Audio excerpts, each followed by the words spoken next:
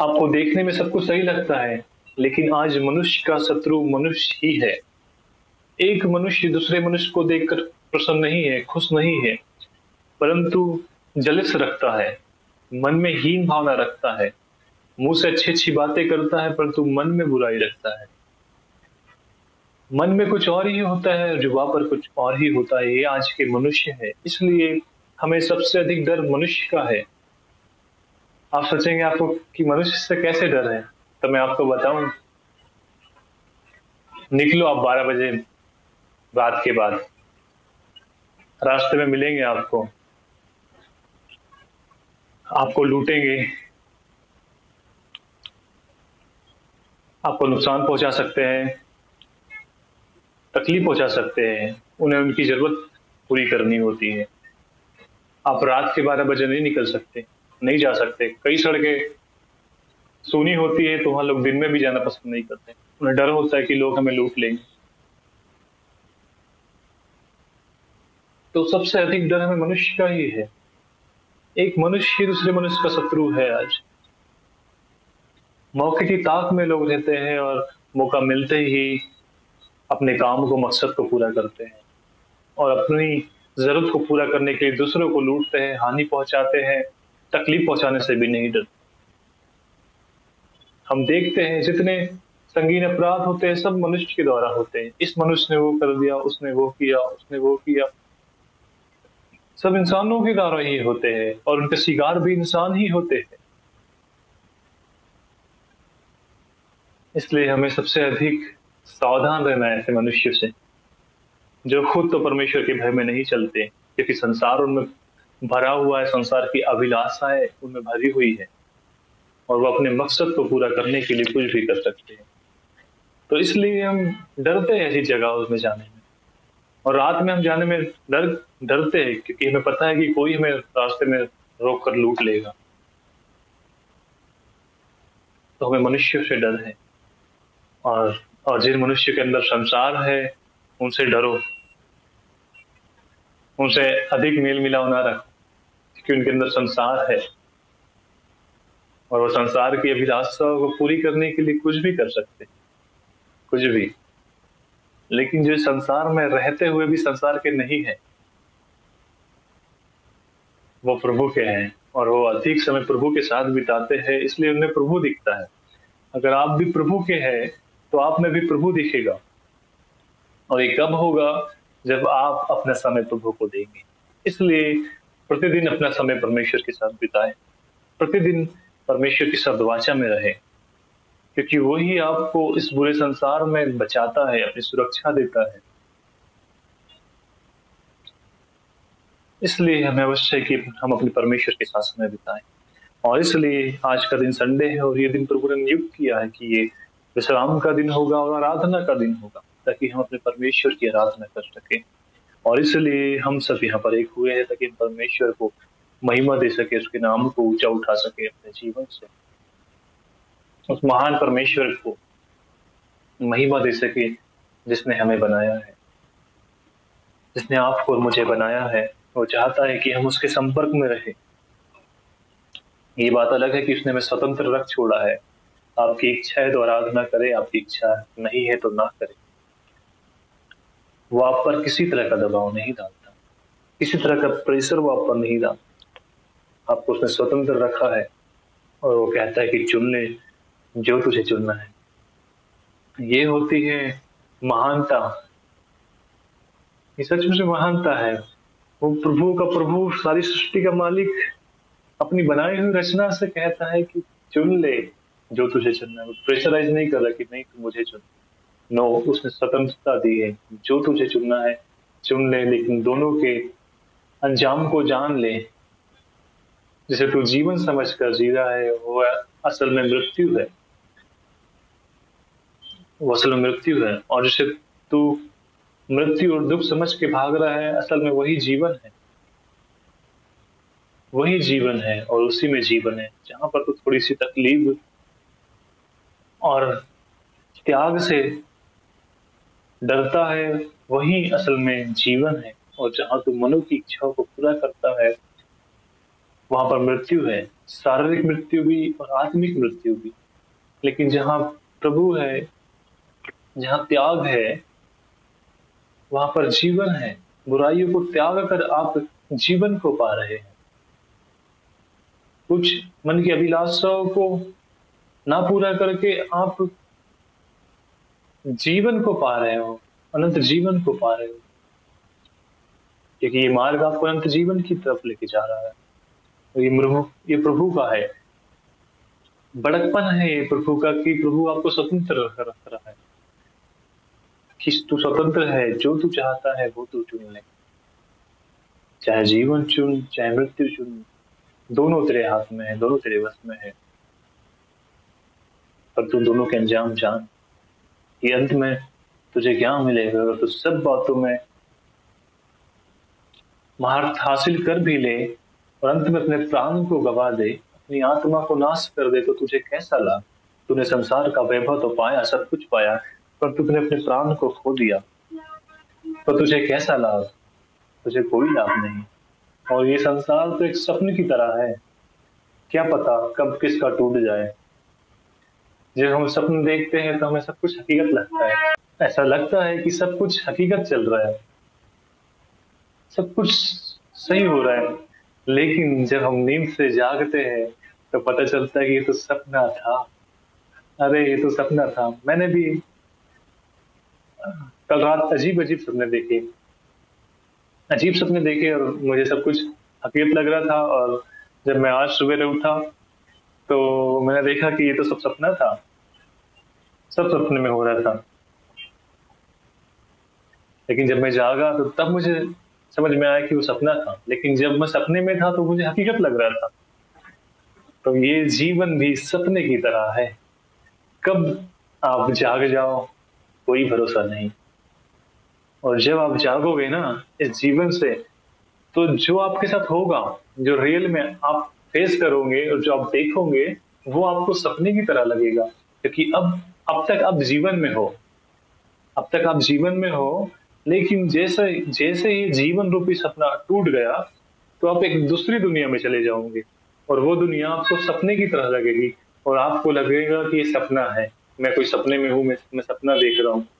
लेकिन समय बीतता जाएगा और सपना खत्म नहीं होगा, तो आपको लगेगा कि ये सपना नहीं, अब ये हकीकत है। ये सपना नहीं, हकीकत है।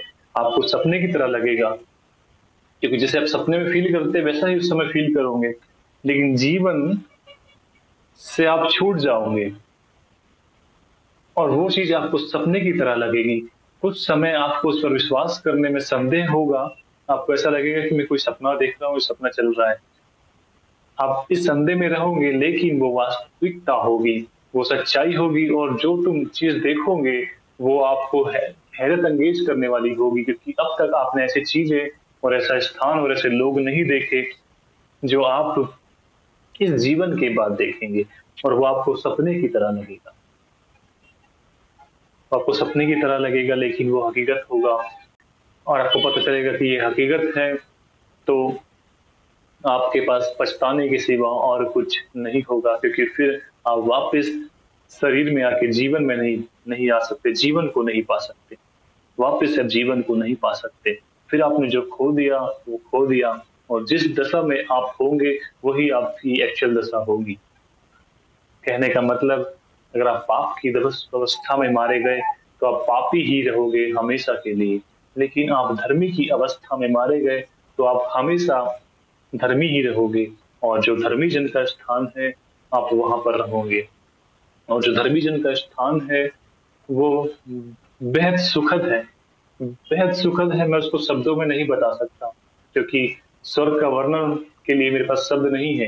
क्योंकि वहां स्वयं सृष्टिकर्ता प्रभु रहते हैं, जो इतनी अद्भुत चीजें बनाते हैं, उनके बोलने से हो जाता है। तो जहां पर वो रहते हैं तो उसकी हम कल्पना भी नहीं कर सकते कि वो कितना खूबसूरत होगा, कितना नायाब होगा, कितना बेमिसाल होगा।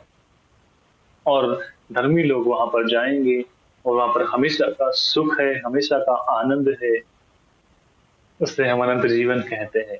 और जहाँ खुदा की अनुपस्थिति है वो पीड़ा का स्थान है, क्योंकि जहाँ खुदा नहीं वहाँ आनंद नहीं है, और वो पीड़ा नरक ही स्थान कहलाता है, क्योंकि वहाँ खुदा की अनुपस्थिति है इसलिए वो नरक है। अगर वहाँ खुदा की उपस्थिति होती तो वो नरक ना कहलाता। वहाँ पर खुदा की अनुपस्थिति है इसलिए वहाँ पर रोना, दांत का पीसना, गिड़गिड़ाना, तरह के पाप वहाँ पर है।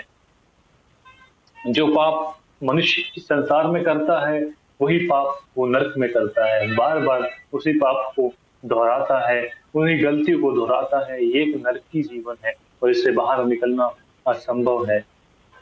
एक सपने की तरह है परंतु वो चलते जाएगा, उसका कोई अंत नहीं। वो सपने की तरह तो आपको लगेगा लेकिन वो हकीकत होगा और वो चलते रहेगा, चलते रहेगा। और आप सोचेंगे कि अब मैं जाग जाऊं, अब मैं जाग जाऊं, परंतु अब समय समाप्त हुआ, अब अपने जागने का समय समाप्त हो गया और आप एक दूसरी दुनिया में हैं। और ये सपना नहीं, ये हकीकत है। लेकिन आपको सब कुछ सपने की तरह लगेंगे। सपना एक एक दृष्टांत समझ लो, एक इमेजिनेशन समझ लो कि वो मरने के बाद की अवस्था को आपको बताता है। जैसे सपना हमें कई तरह की अवस्था को बताता है जो हमने कभी अपने जीवन में नहीं देखा, कभी कल्पना भी नहीं की, परंतु फिर भी हम उस सपने के द्वारा ऐसे स्थानों पर गए हैं और ऐसी ऐसी चीजें देखी हैं जो हमने जीवन में नहीं देखी। लेकिन जब हम जागते हैं तो हमें अच्छा लगता है कि ये सपना था और हम प्रभु का धन्यवाद करते हैं कि थैंक यू प्रभु, ये सपना था, ये हकीकत नहीं। लेकिन जब हो रहा था तो हमें हकीकत लगता है, 100% हकीकत लगता है। और कई लोग तो डरावने सपने देखते हैं तो वो चौंक कर, चीख मार कर उठ भी जाते हैं घबरा कर।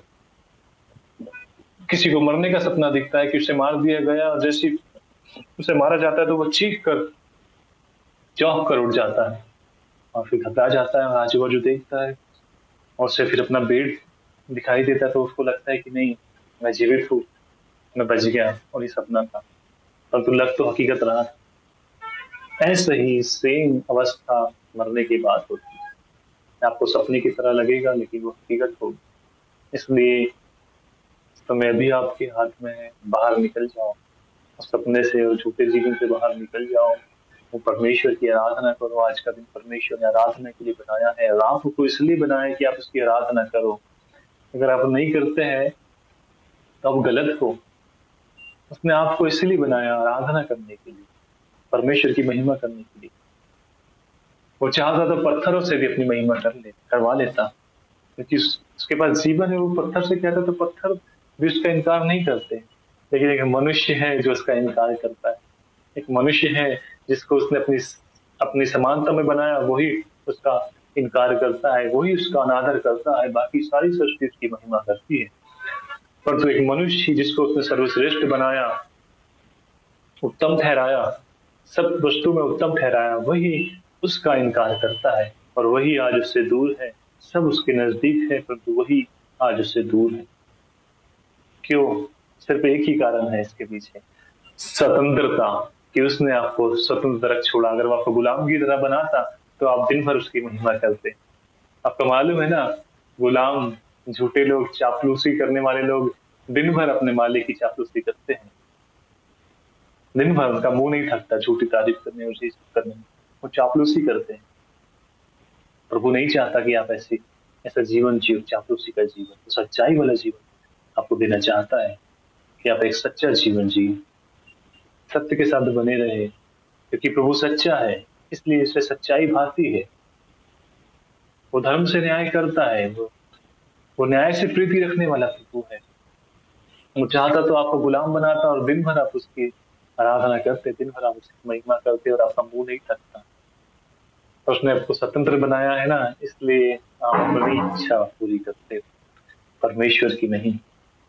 तो गुलाम बनाता, 200 चोटे लगाता और बोलता है कि दिन भर महिमा कर, तो आप दिन भर महिमा कर। क्या आप इंतजार कर रहे हैं कि प्रभु को चोटे लगाए तब आप उसकी महिमा करेंगे? अरे उसकी महिमा में आपको महिमा मिलती है। जब आप उसकी महिमा करते हो तो आपको जय मिलती है। और वो कहता है कि वो आपकी महिमा को भी बढ़ाएगा, तो वो आपको ऐसे ही नहीं छोड़ेगा।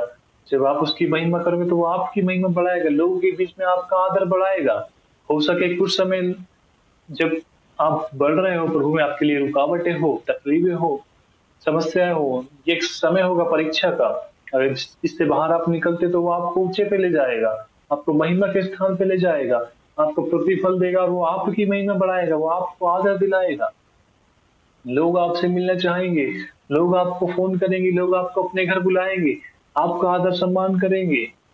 वो आपकी महिमा बढ़ाता है संसार में, क्योंकि आप उसको महिमा दे रहे हैं। और लोग आपकी तारीफ करते हैं, आपको आदर देते हैं, वो आपकी महिमा बढ़ाता है।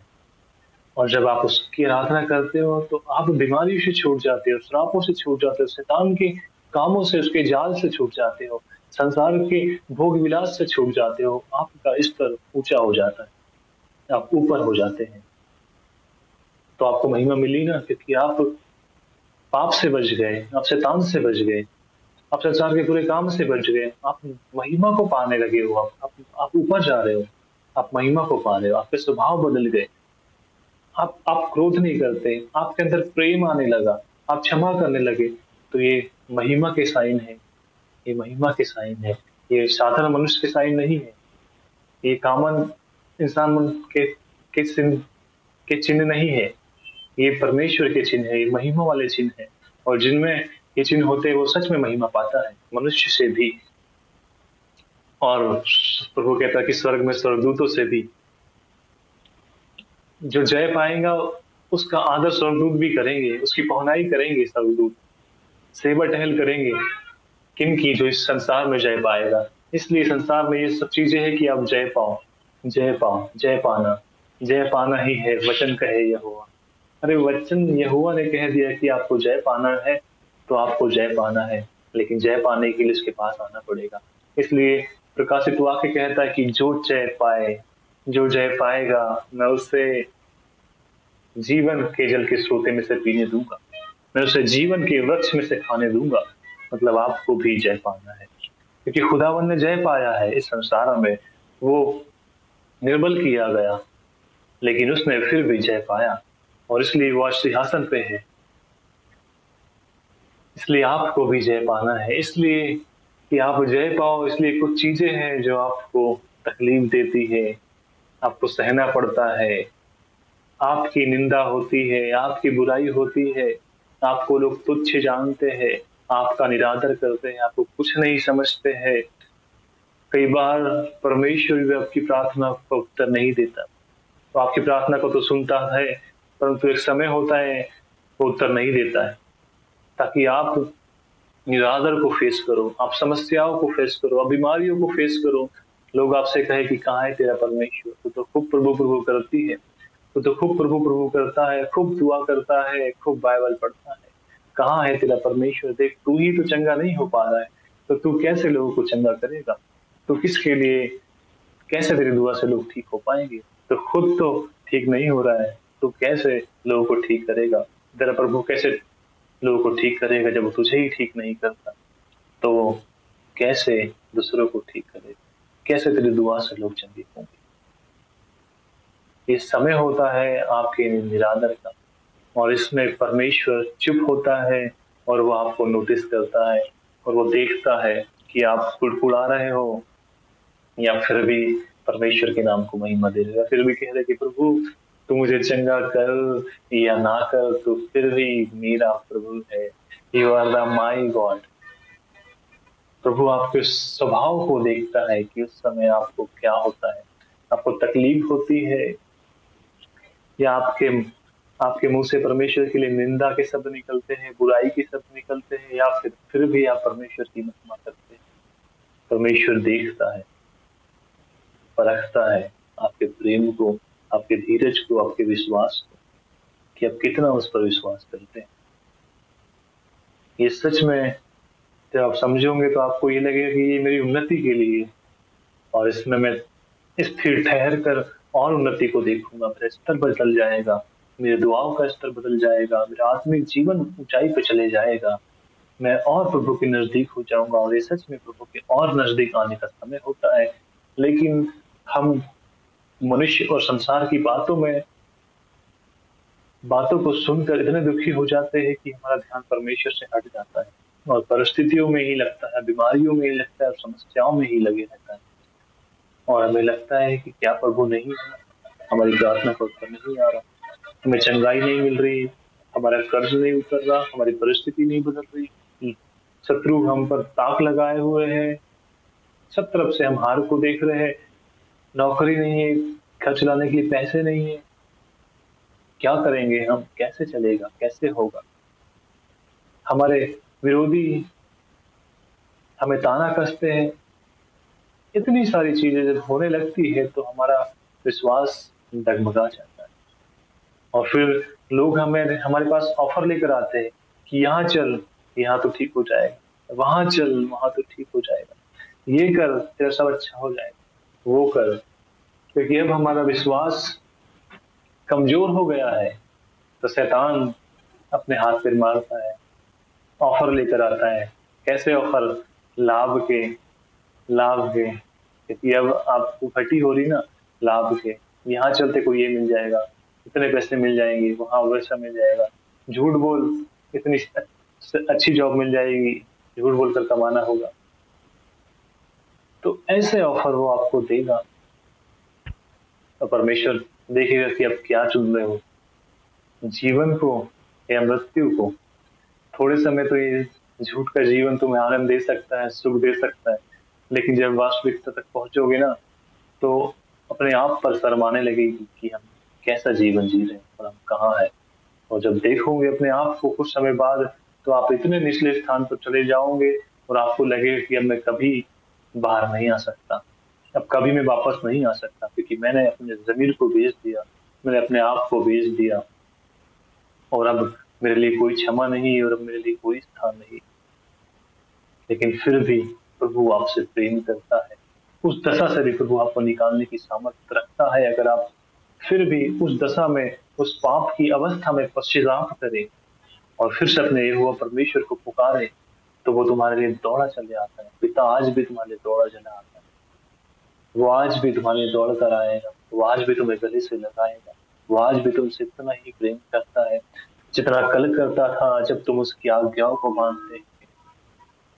क्या हुआ जब आपने आज्ञा को तोड़ दिया और आप निचले स्थान पर चले गए, निचली दशा में चले गए, तब भी वो उतना ही प्रेम आपसे करता है। उसका प्रेम कम नहीं होता, उसका प्रेम मनुष्य की तरह नहीं है कि वो बड़े और कम हो, नहीं, वो एक समान प्रेम करता है। वो आज भी तुमसे प्रेम करता है, और आज भी वो अपनी बाहें फैलाकर तुम्हें पुकारता है, कहता है, बेटे और बेटी मेरे पास आओ, लौट आओ, मैं तुम्हारा पिता हूँ, मैं तुम्हारी सारी जरूरतों को पूरा करूंगा, मैं तुम्हारे अधर्म और पापों को मिटा दूंगा, मैं तुम्हारी दशाओं को बदल दूंगा, मैं तुम्हें महिमा के वस्त्र दूंगा, मैं तुम्हें महिमा के वस्त्र दूंगा। पीछा कर इस खुदावन का, क्योंकि उसके पास जीवन है, और वो जीवन तुम्हें देने आया। जब सामरी स्त्री उससे मिली तो वो कहता है कि जीवन का जल मैं हूँ, जो मुझसे पिएगा वो फिर कभी प्यासा ना होगा। इसलिए पियो मसीहा से, वो जीवन का जल है, वो जीवन की रोटी है, जो उसे खाएगा वो भूखा ना होगा। वो जीवन की रोटी, वो जीवन देने वाली। संसार का भोजन तो तुम्हें कुछ समय तृप्त करता है, संसार का जल तो तुम्हें कुछ समय तृप्त करता है, परंतु मसीहा तुम्हें अनंत जीवन के लिए तृप्त करता है, वो तुम्हें हमेशा के लिए तृप्त करता है। इसलिए वो कहता है कि मेरे पास जीवन का जल है, मैं जो जल तुझे दूंगा तो फिर तू कभी प्यासी ना होगी। वो जीवन का जल देने वाला प्रभु उससे मांगे, वो तुम्हारे जीवन को बदलने की सामर्थ्य रखता है, तुम्हें हर परिस्थिति से निकालने की सामर्थ्य रखता है। वो आज भी तुम्हारा प्रभु है, उसे पुकारे। हो सकता है आप एक गलत जीवन जी रहे, आपसे गलती होती है, आपके मुंह से आप निकलते हैं, आप लोगों का निरादर करते हो सकता है आपके स्वभाव से लोग परेशान हो, लेकिन खुदा आज भी आपसे प्रेम करता है। वो आपको देखता है एक बदलाव वाले जीवन को, एक पवित्र जीवन को, एक महिमामय जीवन को आपके अंदर देखता है। लोग आपके अंदर बुराई को देखते होंगे, आपके गलत स्वभाव को देखते होंगे, लेकिन मसीहा आपके अंदर अच्छाई को देखता है। अपने चरित्र को वो आपके अंदर देखना चाहता है, वो अपने चरित्र को आपके अंदर देखना चाहता है। इसलिए वो कहता है कि जीवन के जल को ले लो। इसलिए वो कहता है कि जीवन की रोटी मैं हूँ, मुझे खा लो, जब तक आप मुझे ग्रहण नहीं करोगे तुम नहीं बदलो। इसलिए जीवन के जल को पी लो, जीवन की रोटी को खा लो, जो तुम्हारे अंदर से तुम्हारे अंदर बदलाव लेकर आएगा। तुम्हारे भीतरी मनुष्य तत्व को बदल देगा और लोग देखेंगे तुम्हें और तुम्हारे अंदर मसीहा दिखाई देगा, मसीहा दिखाई देगा। That is the God. अपने प्रभु के पास लौट आओ, पश्चाताप करो। पश्चाताप सबसे अच्छा है जो आपको खुदा के नजदीक लेकर आता है। मैं कह रहा हूं कि फिर दुआओं से, आपके उपास से, आपके बलिदान से भी परमेश्वर प्रसन्न नहीं होता जितना वो आपके पश्चाताप से प्रसन्न होता है। और जितना आप पश्चाताप करके उसके नजदीक आ सकते, उतना आप आराधना करके उसके नजदीक नहीं आ सकते। जितना आप पश्चाताप करके आप उसके नजदीक आ सकते। वो टूटे हुए मन को तुच्छ नहीं जानता, वो पिसे हुए मन को तुच्छ नहीं जानता। वो आपके पश्चाताप को ग्रहण करता है। आपका पश्चाताप उसे भी रुला देता है। जब आप रोकर गिड़गिड़ा कर पश्चाताप करते हैं तो खुदा भी आपके लिए रोता है और आपकी उस दर्द को समझता है और आपके उस पश्चाताप को ग्रहण करता है और इसलिए आपके समीप हो जाता है। कभी नहीं लिखा कि वो आराधना में आपके समीप हो जाता है, लेकिन वो टूटे मन के समीप हो जाता है। जब टूटे मन की आराधना होती है, टूटे मन से उसे पुकारा जाता है, टूटे मन से पश्चाताप किया जाता है, तो वो समीप होता है, आपके समीप होता है। तो वो कहता है कि संकट में मैं अति सहजता से मिलता हूँ। वो नहीं कहता कि मैं आराधना में अति सहजता से मिल जाता हूँ। नो, वो संकट में मिलता है। जब आपको एक्चुअल में अपने प्रभु की जरूरत होती है, जब आपको संभालने वाले की जरूरत होती है, वो कहता है कि मैं तभी मिलता हूँ जब आपको उसकी जरूरत हो। लेकिन जब आपको उसकी जरूरत है तभी प्रभु आपको मिलेगा। इसलिए उस संकट में सहजता से मिलता है, आसानी से मिल जाता है, क्योंकि संकट आपके लिए एक बड़ी समस्या होती है जिससे आपका निकलना असंभव होता है और आप टूट जाते हो, आप हार जाते हो, आपको सहारे की जरूरत होती है। तभी प्रभु कहता है कि मैं तेरे साथ हूँ, मत डर बेटे और बेटी, मैं तेरे साथ हूँ। परंतु हमें पुकारना होता है अपने संकट, तब हमें वो सहजता से मिलता है। इसलिए अपने संकट में उसे पुकारे, ना कि उससे दूर भागे। नो, अपने संकट में उसे दूर ना भागे, संसार में अपनी सहायता को ना ढूंढे, पर तू और समीप आए, वो आपके नजदीक